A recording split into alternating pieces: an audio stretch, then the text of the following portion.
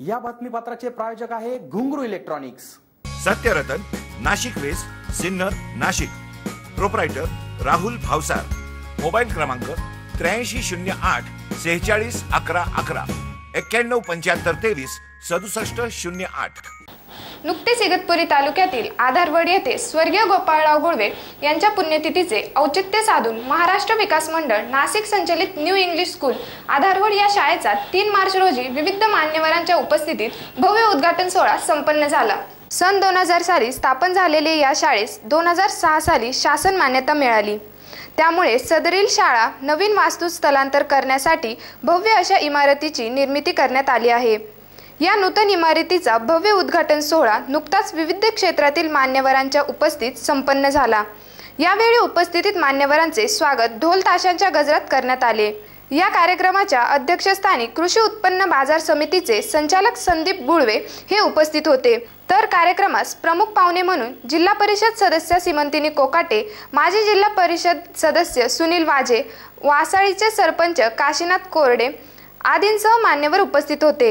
यावेळी नवीन शाळेसाठी संगणक संच, प्रिंटर सहित आर्थिक रोख रक्कम, फॅन, मुलांसाठी क्रिकेट संच, सूचना फलक, वॉल लॉक, विविध महापुरुषांच्या प्रतिमा, बेल, खुर्च्या आदी साहित्य माजी विद्यार्थी व आधारवड येथील ग्रामस्थांनी भेट म्हणून दिल्या।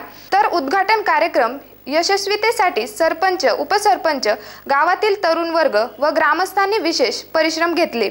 यावेळी शाळेच्या आणखी 3 खोल्यांचे भूमिपूजन जिल्हा परिषद सदस्य सीमंतिनी कोकाटे यांच्या हस्ते संपन्न झाले। SCN न्यूज साठी शाहबाद शेख। अतिवृष्टीमुळे ते घर पडलं आणि मग नंतर ठरलं की आता ते रिपेअर करण्यापेक्षा आपण नवीन इमारत बांधू आणि या परिसरामध्ये ही एक चांगली इमारत आपल्या सर्वांच्या सहकार्याने उभी राहिली। इमारत उभी राहिली, मग त्याला लागणाऱ्या सगळ्या वस्तू परत एकदा गावाचं नाव आधार देणार। मग आपण सर्वांनी तो आधार दिला आणि आधारवडमध्ये मुलांनी, या भागातील युवकांनी जे कॉन्ट्रीब्युशन दिलेलं आहे, सगळ्यात महत्वाचं म्हणजे ही आपली शाळा आहे, जेणेकरून या भागातील मुलांचं उज्ज्वल भविष्य व्हावं।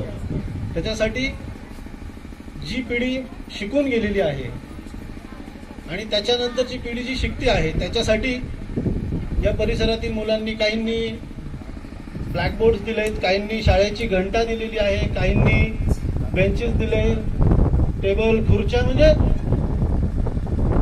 जे पाहिजे की या शाळेला बेसिक नीड्स जे आहेत ते ह्या परिसरातील मुलांनी, या परिसरातील सगळ्या मंडळीने कॉन्ट्रीब्युशन करून ते चालू केले। त्याच्यामुळे आता गॅरंटी आहे की ही शाळा अतिशय चांगल्या पद्धतीने चालणार आणि तेवढीच जबाबदारी ज्यावेळेस गावाचं योगदान येतं त्यावेळेस शिक्षकांची जबाबदारी वाढत असते। या संस्थेचे मनापासून आभार व्यक्त करते की आज शिक्षणाचं महत्त्व जाणून, इंग्लिश माध्यमाचं महत्त्व जाणून ग्रामीण भागांमध्ये आपल्या ग्रामीण भागाच्या मुलांना सोयी सुविधा उपलब्ध व्हावे, त्यांना जास्त लांब जाण्याची गरज नको पडायला, ह्या दृष्टिकोनातनं आज आधारवड या गावामध्ये इंग्लिश मीडियम स्कूल उभी राहिलेली आहे। आज जर आपण बघितलं तर आपली मातृभाषा जरी मराठी असली, ती कितीही महत्वाची जरी असली, तरी त्याचबरोबर इंग्लिश भाषा ही आज जगाची फार महत्वाची भाषा ठरलेली आहे। आणि आज तुम्ही जगाच्या पाठीवर कुठेही गेले तर आपल्याला जर कोणाशी संभाषण करायचं असेल तर इंग्लिश हे आज एकमेव माध्यम आहे। आणि या दृष्टिकोनातूनच आपल्या मुलांना ही भाषा समजायला हवी, त्यातनं त्यांनी शिक्षण घ्यायला हवं। आपल्या ग्रामीण भागातले मुलं शहरातल्या मुलांपेक्षा कुठेही मागे राहता कामा नये, ह्या ध्येयाने आपण इंग्लिश मीडियम स्कूल इथे सुरू केलेली आहे। आपली इमारत सुसज्ज आणि चांगली कशी होईल, आपल्या ग्रामीण भागातल्या मुलांना शिक्षण कसं चांगलं मिळेल, त्यासाठी आम्ही आपल्या सगळ्यांसाठी इथे प्रयत्नशील आहोत। आपली इमारत एक अतिशय चांगल्या पद्धतीने तयार व्हायला हवी। मी शाळेला सुद्धा विनंती करते, एक चांगला प्लॅन बनवून घ्या, भविष्यात तो आपल्याला एक्सपांड करता येईल अशा पद्धतीचा बनवा, ग्राउंड फ्लोर करून घ्या। पुढच्या भविष्यात आपल्याला जर वर्ग खोल्या वाढवायच्या म्हटल्या तर पुढे मजला टाकता यायला हवा, अशा पद्धतीने प्लॅन बनवा। आपण बघितलेलं आहे की दिल्लीमध्ये जे आज केजरीवाल परत निवडून आले, त्याचं एकमेव कारण म्हणजे त्यांच्या शाळा आहे।